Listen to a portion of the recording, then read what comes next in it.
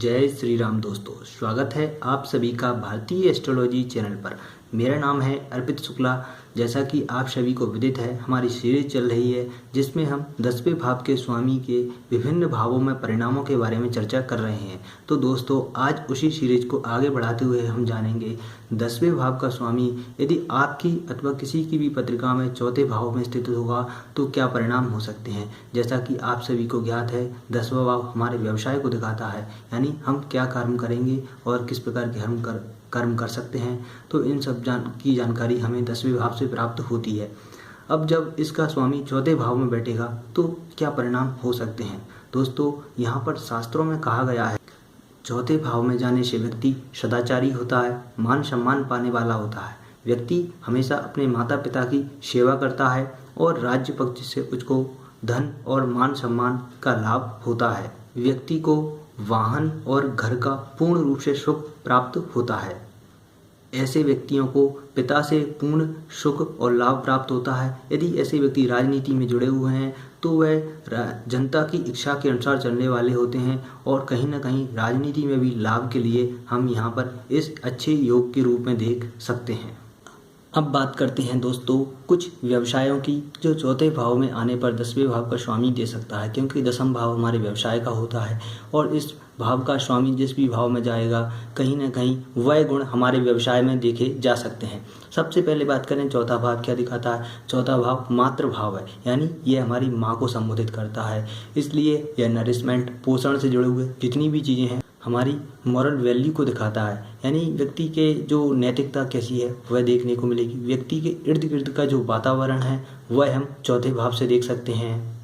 चौथा भाव का हम भूमि के लिए भी देखते हैं, क्योंकि चौथा भाव हमारी लैंड को दिखाता है और चौथे भाव के कारक ग्रह चंद्र और शुक्र माने जाते हैं।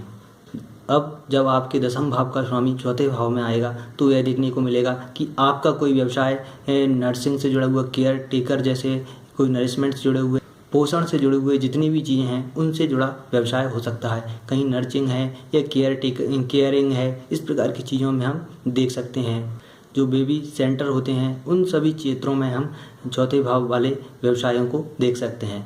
और चौथा भाव एक तरीके से हमारी नरिशमेंट को भी दिखाता है और औषधियों का भी भाव है, इसलिए दवाइयों से जुड़ा हुआ जितने भी व्यवसाय हैं, मेडिसिन से जुड़े हुए, वह भी इसी क्षेत्र में ही आते हैं। अगला चौथा भाव हमारे घर को संबोधित करता है, इसलिए घर से जुड़े हुए जितने भी कार्य हैं, जैसे कि इंटीरियर डिजाइनिंग है और होम डेकोरेटिंग का काम है, फर्नीचर्स का काम है या होम कंस्ट्रक्शन का काम भी हम चौथे भाव से देख सकते हैं।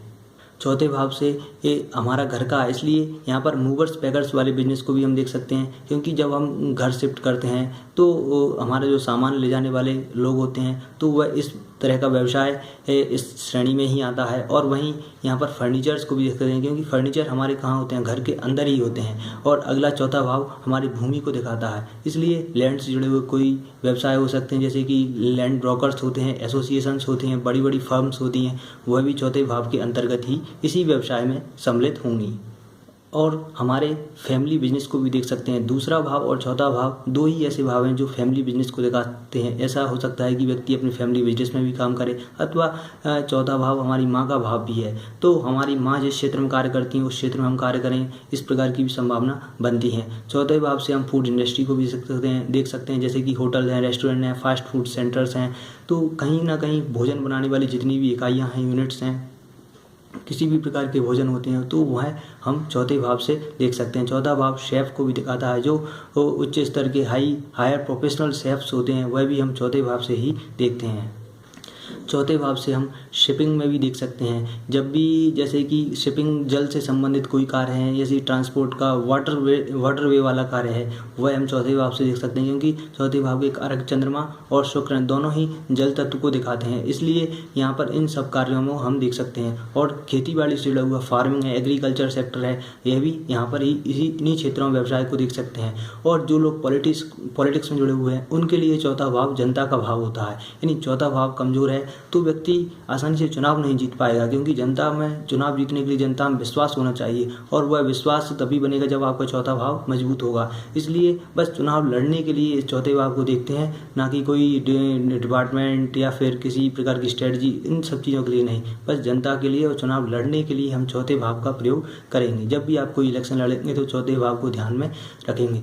तो यह कुछ महत्वपूर्ण व्यवसाय हो सकते हैं जो चौथे भाव में 10वें भाव का स्वामी जाने पर हो सकता है।